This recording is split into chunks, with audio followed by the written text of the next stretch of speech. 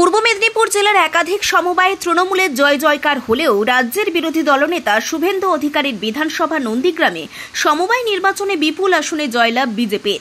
আসন বাড়ল তৃণমূলের। বিজেপির কাছে গোহারান হারল তৃণমূল।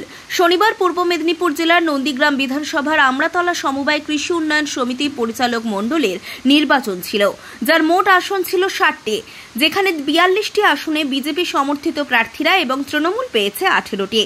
সমবায়ের মোট ভোটার 1550। সকাল থেকেই কড়া পুলিশি পাহারায় নন্দীগ্রাম 2 নম্বর ব্লকের আমরাতলা কৃষি সমবায় নির্বাচন চলে।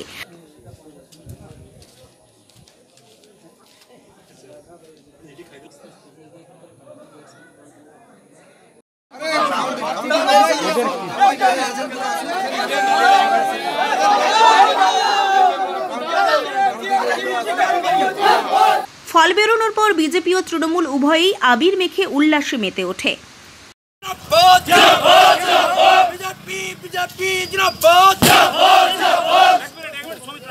ছিল বিশেষ করে অপারেশন সিন্ধু দেখার পর নন্দীগ্রামেরও হিন্দুরা এক জায়গায় হয়েছে, যারা এতদিন পর্যন্ত তৃণমূলকে ভোট দিয়েছে। এই আমরাতলা সমবায় সমিতি নির্বাচনে সেই সমস্ত হিন্দু ভোটাররাও এবার বিজেপিকে ভোট দিয়েছে। এটা আমাদের বিরাট জয়। এই জয় শুধু এখানটা নয়, গোটা পশ্চিমবঙ্গে আগামী দিনে এই জয় দেখতে পাবেন। হচ্ছে এই সমবায় সমিতি আমরা ভালো লড়াই দিয়েছিলাম, আমাদের দলীয় নেতৃত্ব আমাদেরকে সহযোগিতা করেনি।